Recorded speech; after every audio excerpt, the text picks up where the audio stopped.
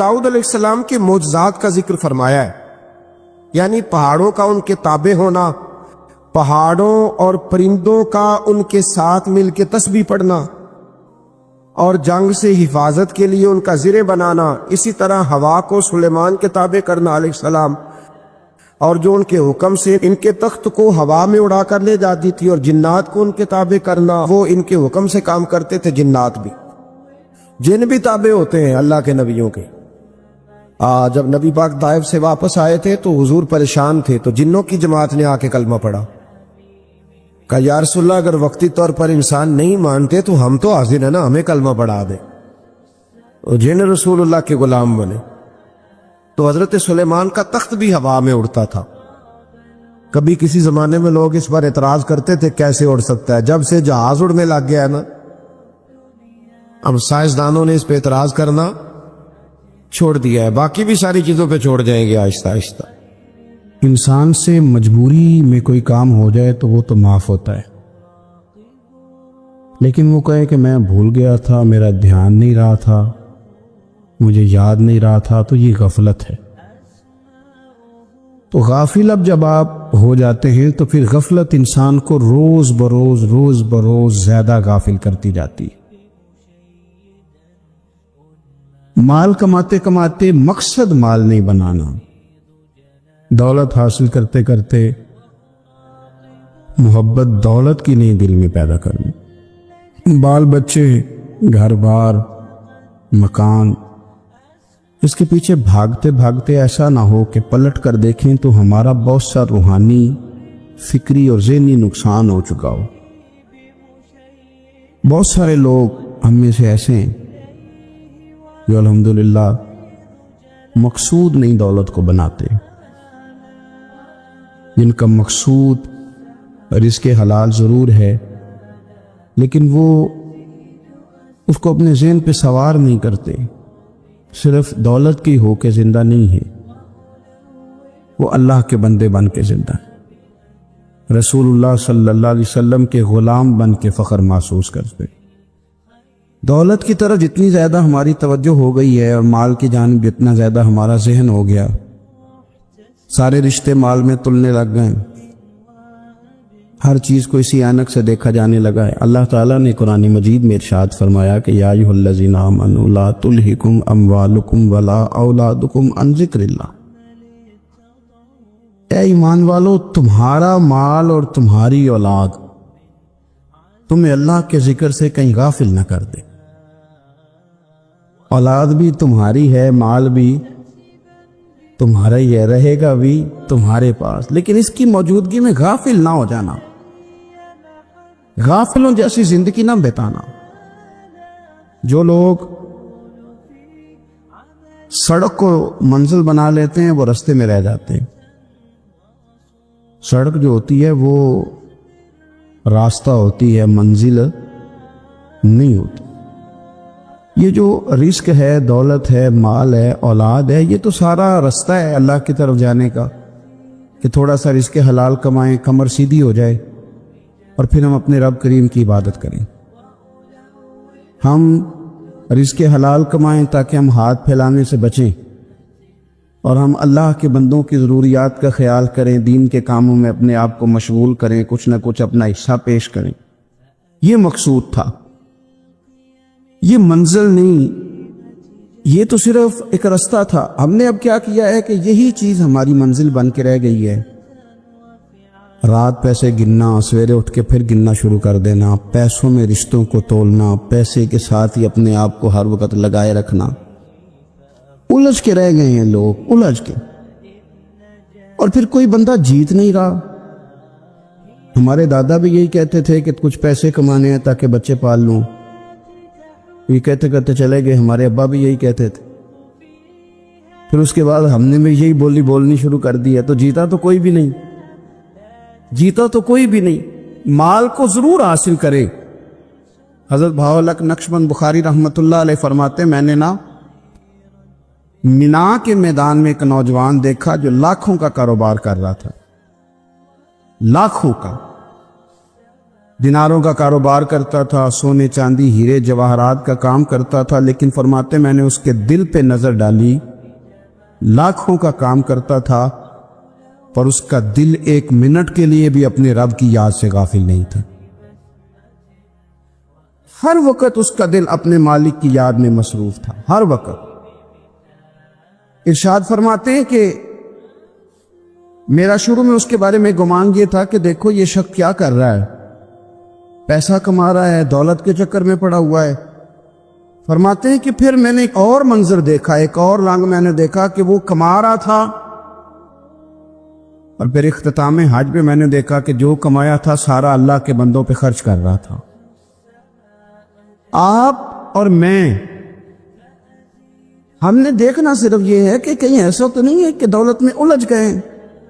बहुत सारे लोगों ने ये कहा था, हम सुनते थे जब कोई आदमी जाने लगता था ना परदेश पैसा कमाने के लिए, तो वो कहा करता था कि मैं मुल्क से बाहर जा रहा हूं, 2 4 5 साल लगा के आऊंगा, वापिस आके फिर यहां मैंने कोई काम करना है, थोड़े से पैसे कमाऊं ताकि यहां ना फिर मेरा सिलसिला कोई बन जाए।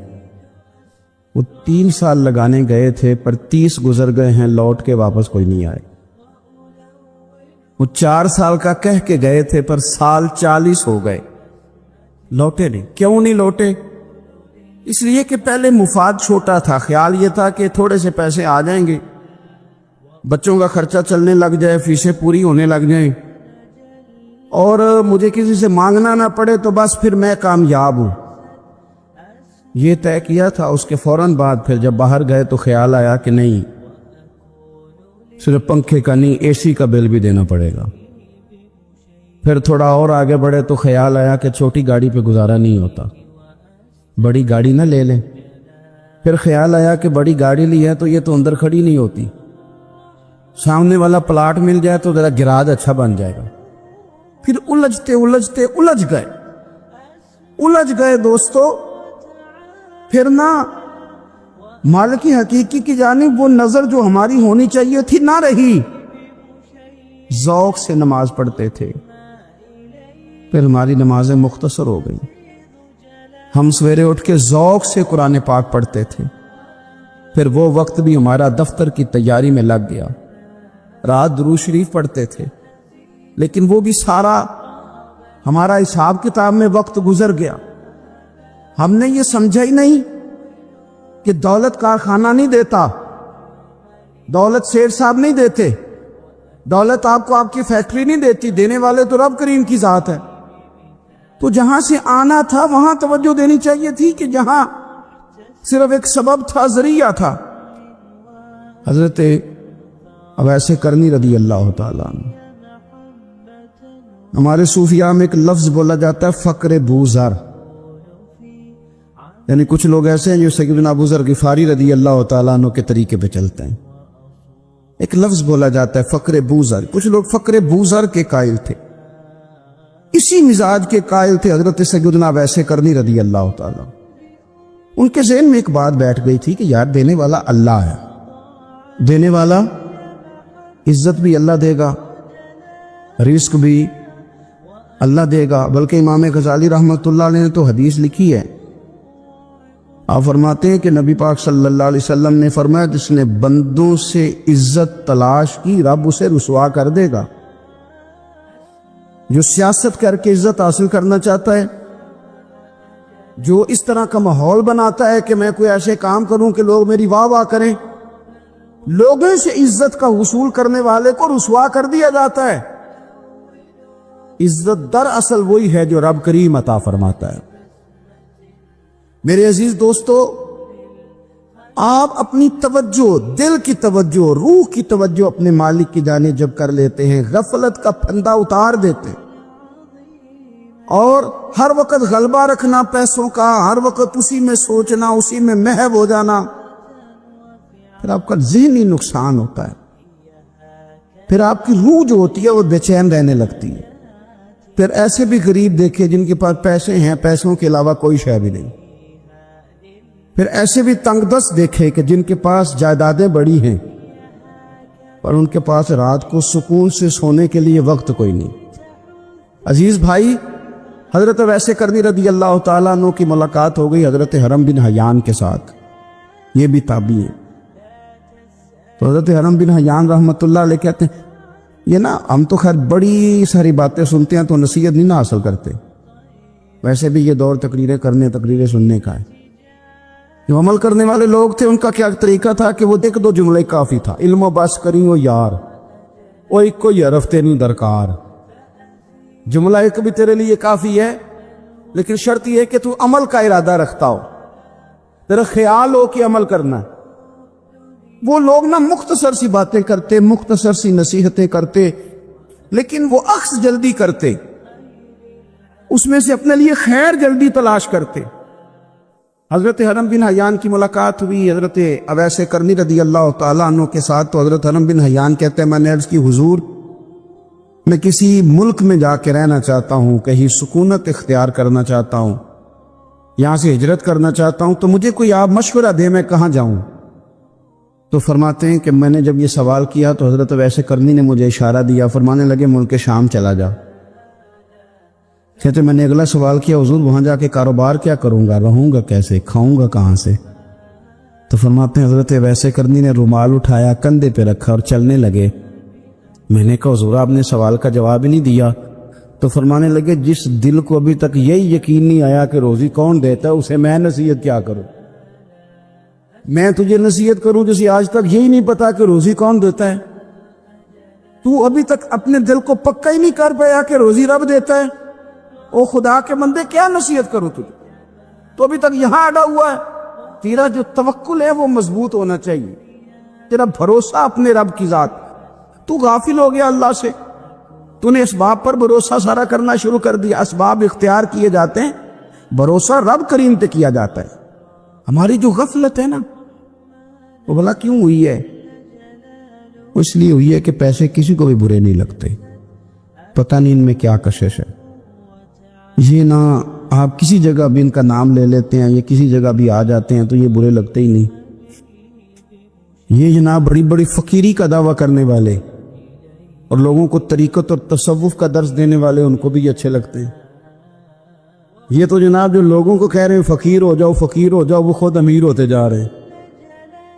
یہ پتہ نہیں ان میں کیا ہے ایسا خاص۔ ہمارے ایک استاد تھے تو مزاج میں بڑی ظرافت تھی، حالانکہ بڑے اللہ والے بندے تھے، تو بات بڑی وہ دل لگی کی کیا کرتے تھے۔ تو ایک دن ہم نے پوچھا استاد جی خوشبو کون سی اچھی لگتی ہے؟ کہنے لگے بیٹا جو پیسوں میں سے آتی ہے وہ مجھے بڑی اچھی لگتی ہے، اس لیے کہ ملتے کم ہیں۔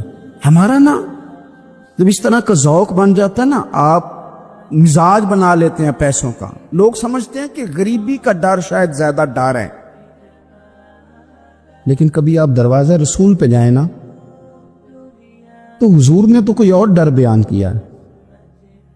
حضرت ابو عبیدہ بن جراح رضی اللہ تعالیٰ عنہ بحرین سے نا مال لے کے آئے بہت سارا، حضور نے بھیجا، جزیہ لینے گئے، یا مال غنیمت کا کچھ مال تھا، آپ لے کے مسجد میں آئے تو لوگوں کو پتہ چل گیا کہ آج مال آیا ہے۔ اب سب کو حصہ ملتا تھا اس میں سے، بدریوں کو زیادہ ملتا تھا، باقی لوگوں کو بھی ملتا تھا۔ تو فجر کی نماز کے بعد لوگ گھروں کو جایا کرتے تھے، لیکن آج پتہ چلا نا مال آیا ہے۔ تو یہ سیاستہ میں حدیث موجود ہے، سب لوگ مسجد میں بیٹھے رہے۔ حضور علیہ السلام نے فرمایا تمہیں پتہ چل گیا مال آیا ہے؟ عرض کی حضور ہاں۔ فرمایا تمہیں بانٹنے لگے ہیں، دینے لگے ہیں۔ ہم نا غریبی سے ڈرتے ہیں، ہم اپنے بچوں کے لیے دعا کرتے ہیں ان پہ غربت نہ آئے، ہم اپنے بہن بھائیوں کے لیے دعا کرتے ہیں ان پہ غربت نہ آئے، کرنی چاہیے، لیکن ذرا اس حدیث کے مفہوم کو بھی دیکھیے گا۔ نبی پاک صلی اللہ تعالیٰ علیہ وآلہ وسلم نے فرمایا تمہیں دینے لگے ہیں، مال آ گیا ہے، لیکن میرے قریب نے اپنی امت کے لیے جس چیز کا ڈر محسوس کیا وہ کیا ہے؟ حضور کے دل میں کس چیز کا خدشہ تھا وہ کیا ہے بیان کیا۔ حضور فرمانے لگے لوگو مجھے تم پر غربت کا ڈر نہیں، یہ ڈر نہیں کہ تم غریب ہو جاؤ گے، بلکہ مجھے تو ڈر ہے کہ تم پر دولت پھیلا دی جائے گی، تم زیادہ مالدار ہو جاؤ گے۔ خوف غریبی کا نہیں، خوف تمہارے مال کا ہے۔ اور حضور فرماتے ہیں کہ پھر تم انہی باتوں میں مبتلا ہو جائے گا جن میں پرانی امتیں مبتلا ہوئی تھی، اور جب وہ اللہ کی نافرمانی میں مبتلا ہوئی تھی تو پھر وہ ہلاک کر دی گئی تھی۔ مجھے ڈر ہے، مجھے ڈر ہے۔ ہاں، جہاں دولت آتی ہے وہاں سستی بھی آتی ہے، جہاں دولت آتی ہے وہاں معاذ اللہ عیاشی بھی آتی ہے، جہاں دولت زیادہ آ جاتی ہے وہاں پھر لوگ ہر چیز کو دولت میں تولنے لگتے ہیں۔ جہاں دولت زیادہ آتی ہے میرے بھائی، پھر لوگ سمجھتے ہیں کہ ہر چیز میں خرید لوں گا، پھر لوگوں کے ذہنوں کے اندر اس طرح کا فطور آتا ہے۔ حضور نے فرمایا مجھے ڈر ہے تمہارے دولت مند ہونے کا، ڈر ہے دولت مند ہونے کا۔ یارو، اپنے پیسوں سے ڈرا کرو، اپنی جائیدادوں سے ڈرا کرو، اپنے مال سے ڈرا کرو۔ وہ ہم نے جو بڑے بڑے محلات تعمیر کرنے شروع کیے ان سے ڈرا کرو، اس لیے کہ حضور نے فرمایا مجھے ڈر ہے۔ حضرت ابو بکر صدیق رضی اللہ تعالیٰ عنہ تشریف فرما تھے۔ ہمارے نا بچے بہت زیادہ آسانی مانگتے ہیں۔ اقبال نے کہا لہو مجھ کو رلاتی ہے جوانوں کی تن آسانی۔ جب میں جوانوں کا مزاج دیکھتا ہوں نا کتنے آرام پسند ہو گئے ہیں تو پھر میری آنکھوں سے لہو بہتا ہے۔ لہو مجھ کو رلاتی ہے جوانوں کی تن آسانی۔ ان کا وجود اتنا آسانی کا ماحول لینا چاہتا ہے، ذرا سی بھی کوئی تکلیف آپ دیکھ لیں، لائٹ بند ہو جائے تو مصیبت کھڑی ہو جاتی، کسی جگہ چند منٹ کے لیے آدھے گھنٹے کے لیے ٹریفک بند ہو جائے تو مثلاً کیا ہو جائے گا، لیکن یہ کہ طبیعتوں میں تلخی، اور جب وہ گاڑیاں آہستہ آہستہ چلتی ہیں تو ایک دوسرے سے آگے بڑھنے کی وہ شدت، وہ ہمارے مزاج میں ایک دوسرے کے بارے میں دل میں بڑے بڑے جملے، کیوں؟ اس لیے کہ ہماری طبیعت آسانی پسند ہے، ذرا سی بھی کوئی رکاوٹ ہم نہیں برداشت کرتے، تھوڑی دیر کے لیے ٹھہرنا پڑ جائے ہمارے لیے بڑا مشکل کام۔ داتا صاحب رحمۃ اللہ علیہ نے کشف المعجوب کے اندر لکھا ہے کہ صوفیاء کا ایک گروہ ایسا گزرا ہے جو ملامتی کہلاتے ہیں، ان کو لوگ برا کہیں تو وہ خوش ہوتے ہیں، وہ سمجھتے ہیں جب لوگ تنقید کرتے ہیں تو نفس پہ بوجھ پڑتا ہے، جب کوئی دل توڑتا ہے تو اللہ کی بارگاہ میں رونا آسان ہو جاتا ہے۔ ایک گروہ گزرا ہے صوفیاء کا، وہ پسند کرتے ہیں اس چیز کو، یہ بہت زیادہ تعریف، توصیف، نعرے، شور، یہ بعض اوقات نفس کے تکبر کا سبب بنتا ہے۔ آپ ملاحظہ کر لیں، حضرت ابو بکر صدیق رضی اللہ تعالیٰ عنہ سے یہ سلسلہ چلا ہے، کس قدر زیادہ تانے تھے ان کے لیے، کتنی زیادہ آزمائش تھی ان کے لیے، کتنا زیادہ پریشانی کا سامان تھا، لوگ کیا کچھ کہتے تھے، اور پھر یہ سلسلہ تمام صحابہ کے لیے اسی طرح رہا۔ آپ لوگ جن لوگوں کی تعریف کرتے ہیں یہ ضروری نہیں کہ باقی بھی سارے ان کی تعریف کرتے ہوں۔ امام علی مقام سیدنا امام حسین رضی اللہ تعالیٰ عنہ کا ہم دن مناتے ہیں، پوری امت مسلمہ امام حسین رضی اللہ تعالیٰ عنہ کی عظیم قربانی کی یادگار مناتی ہے، تو سارے کلمہ گو تو ایسا نہیں کرتے۔ آج بھی ڈھیروں لوگ ہیں جو تانا دیتے ہیں، اس کو سیاسی جنگ کہتے ہیں۔ دین کے لیے یہ جو آزمائش رہی، یہ جو تانا رہا، یہ جو تنقید رہی، یہ اس کا حسن رہا، یہ چیز اس کو نکھارتی ہے، یہ اس کے اندر تازگی پیدا کرتی ہے۔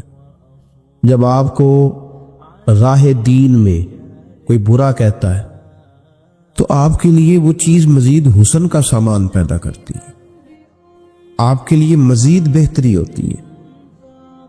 داتا صاحب رحمۃ اللہ تعالیٰ علیہ نے خود لکھا ہے، داتا صاحب فرماتے ہیں کہ ایک طریقت کا ایک مسئلہ میرے لیے بن گیا تھا۔ روحانی سفر انسان کر رہا ہوتا ہے نا، جب بڑے اچھے اس کے اوراد و وظائف چل رہے ہوتے ہیں، عبادات چل رہی ہوتی ہیں، تہجد میں بوجھ نہیں ہوتا اس کے لیے اٹھنا، تلاوت قرآن پاک صحیح کر رہا ہوتا ہے، اگر مراقبے پہ بیٹھا ہے تو صحیح بیٹھا ہوتا ہے، اس کے اسباق صحیح چل رہے ہوتے ہیں، کئی دفعہ رکاوٹ آ جاتی ہے، اس کی کوئی نہ کوئی وجہ ہوتی ہے، यहाँ तो कहीं गलती हो जाती है या इंसान कोई ऐसी भूल कर बैठता है जिसके नतीजे में ब्रेक लग जाती है। दाता गांधी बख्श अली हजवेरी रहमतुल्लाह ताला अलैह इरशाद फरमाते हैं कि मेरा तरीकत का कोई मसला बन गया, रूहानी सफ़र जो मैं तय कर रहा था। आजकल तो खैर सारे लोग तय करके बैठे हुए ना हम सारे सफ़र, हम तो मुसाफिर है ही नहीं, हमने तो मुकम्मल कर लिया सफ़र। हम तो गुफ्तगू करते हैं तो ऐसे लगता है कि जैसे तरीकत के इमामों में हमारा नाम लिखा जाएगा।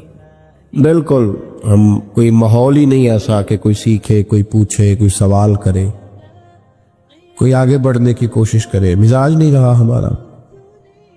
तो दाता साहब कहते हैं मैं एक रूहानी मसले में उलझ गया था, तो मैंने बड़े औराद किए, वज़ाइफ पढ़े, बड़ा मैंने अल्लाह अल्लाह की, बड़ा कुछ किया, जो मुमकिन था मैंने किया। कई मज़ारात पर हाजिरी भी दी, सदका तो खैरात भी किए, लेकिन वो मेरा मसला हल नहीं होता था। वो ऐसा मसला था जो उलझ गया, मुझसे हल नहीं हो रहा था। आप फरमाते हैं मैं चलते चलते एक मस्जिद में गया तो वहाँ कुछ दरवेश बैठे थे, दरवेश, और वो अजीब मजजूब सिफ्त लोग थे, एक गिरोह उनका पूरा बैठा हुआ था। फरमाते उन्होंने मेरी तरफ देखा तो मेरा मजाक उड़ाना शुरू कर दिया। फिर उन्होंने खरबूजे खाने शुरू किए, वो खरबूजा खाते थे और छिलके मुझे मारते थे। आप फरमाते वो छिलके मार के फिर हंसते थे, फबतियां कसते थे, मेरा मजाक उड़ाते थे। फरमाते वो मेरा मसला जो कई दिनों का अटका हुआ था, हल नहीं हो रहा था, उनकी ये हरकत करने से मेरा वो वाला मसला अल्लाह ने हल फरमा दिया। मेरे अंदर वो ताजगी पैदा हो गई। जब कोई शख्स खबर लाता है ना आपके लिए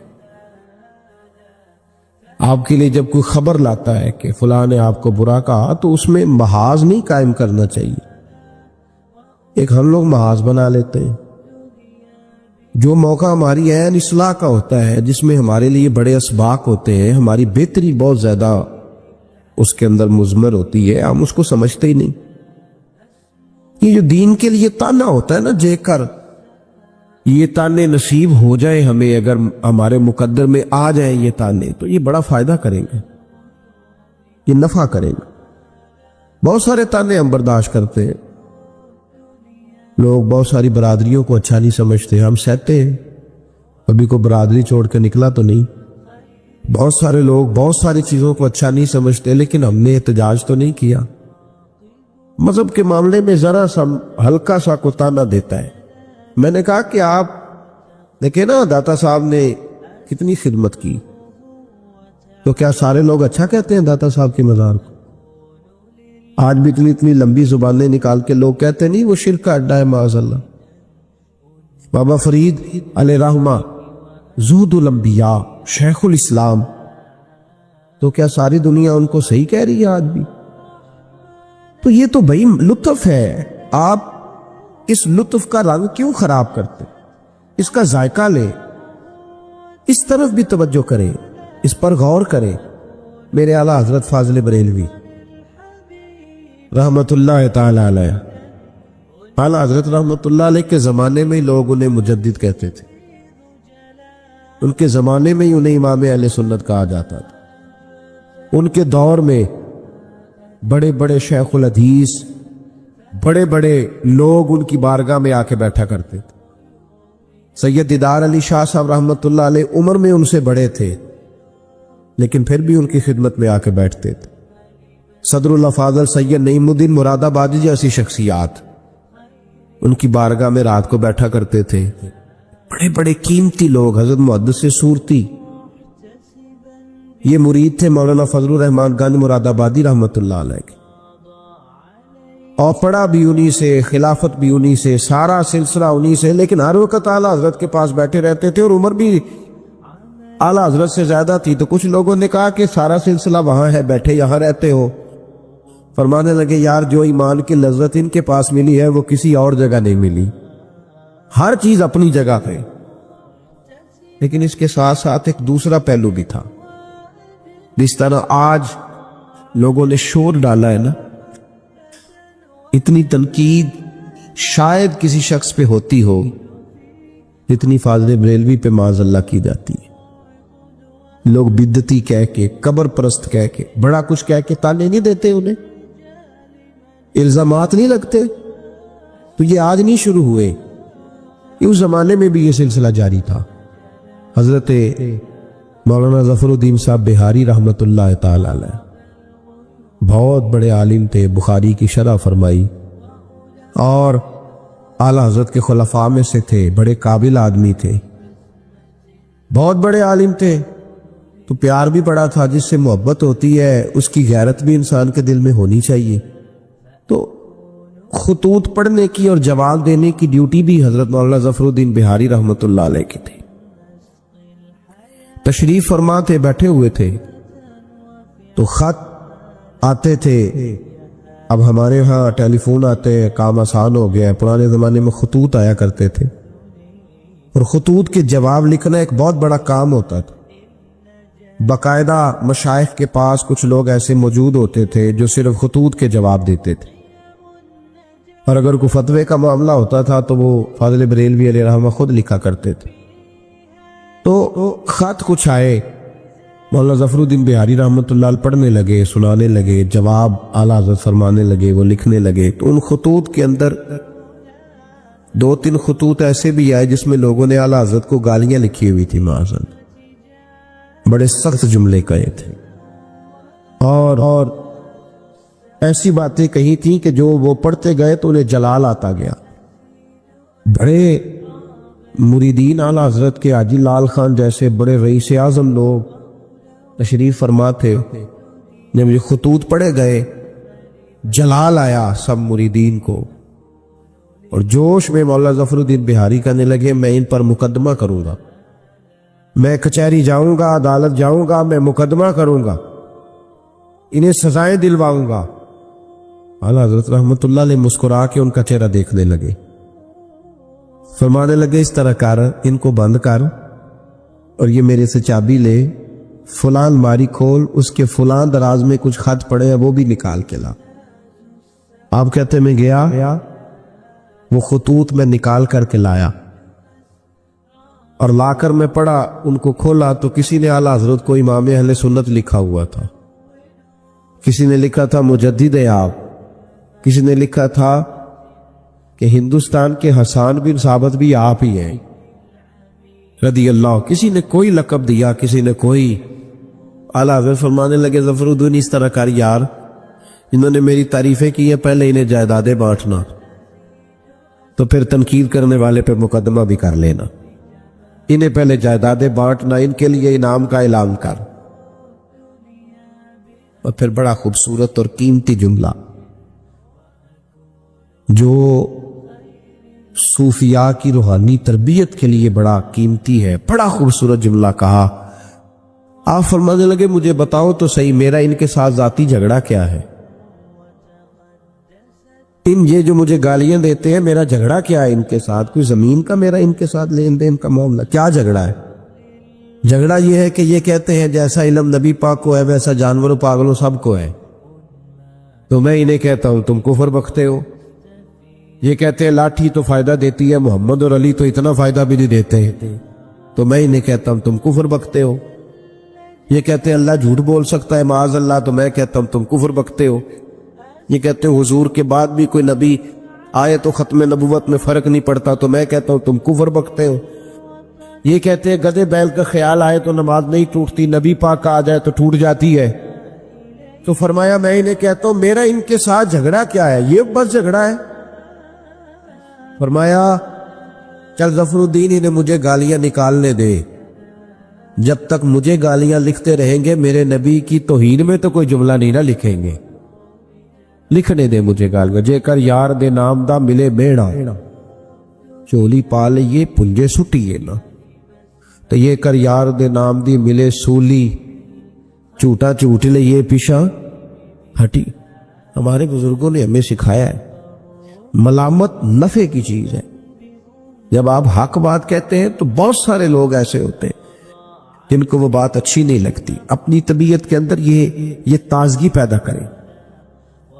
درس یہ ہے آج کا کہ یہ تازگی اپنی طبیعت میں پیدا کریں، اور بڑی جلدی پریشان ہو کے بکھر جانا، بلکہ کچھ ساتھی بکھرتے ہیں، کچھ بکھرتے ہیں، بالکل بکھر جاتے. آپ بکھرے نہیں. اگر کوئی شخص 2 منٹ کے لیے کہہ ہی دیتا ہے کہ پتہ ہے مجھے تو پہلے کیا تھا، آج تو نے وہاں جا کے داڑھی رکھ لی ہے، تو اس سے آپ کی داڑھی کا ثواب بڑھ جائے گا، کم نہیں ہوگا. اس سے آپ کا اجر اسے بڑھے گا، آپ کو فائدہ زیادہ ہوگا. جتنی نیکی دقت کے ساتھ ہوتی ہے اتنا اللہ اجر زیادہ عطا فرماتا ہے. تو آپ بڑی جلدی پریشان نہ ہوا کریں، بڑی جلدی آپ جو ہے وہ اس طرف توجہ نہ کیا کریں کہ یہ مجھے فلاں آدمی یہ کہہ رہا ہے تو اب کیا بنے گا، کس طرح کر کے یہ سلسلہ چلے گا. یہ ہمارے بزرگوں نے، ہمارے مشائخ نے، ہماری تربیت کرنے والوں نے یہ اسباق ہمیں پڑھائے کہ اس سے فائدہ ہوتا ہو، اس سے نفع ہوتا ہے. بہت سارے لوگ کہتے ہیں میں نے داڑھی رکھ لی تو میرے اندر بڑی کمی ہے، تو لوگ کہیں گے، بہت سارے لوگ تانا دیتے ہیں داڑھی رکھ کے تو اس طرح کرتا ہے. تو بھائی بات یہ ہے کہ داڑھی رکھنے کے بعد معصوم کون ہو جاتا ہے؟ یہ کس نے فتویٰ دیا ہے کہ جو رکھ لے وہ معصوم ہے، اب اس سے غلطی نہیں ہوگی؟ تو گناہ چھوڑنے کی کوشش کرنی چاہیے. بلکہ میرا تو نظریہ یہ ہے کہ داڑھی بہت سارے گناہوں سے بچا لیتی ہے بندے کو، بہت ساری گناہوں سے داڑھی بندے کو یہ محفوظ کر لیتی ہے. یہ چیزیں آپ کو بچائیں گی، آپ کا تعارف بڑھ جائے گا، آپ کے لیے لوگ اچھے جملے کہنے لگ جائیں گے، خیر کا فکر آپ کے لیے ادا کیا جائے گا. اس لیے نیکی کے رستے میں جب کوئی آدمی کوئی کسی جگہ پہ کسی شخص کو برا کہے، پھر ایک اور سوال ہے، اس کا جواب بھی بڑا ضروری ہے. کہتے ہیں جب میں برا تھا مجھے کوئی تنگ نہیں کرتا تھا، کسی کی طاقت نہیں ہوتی تھی، اب میں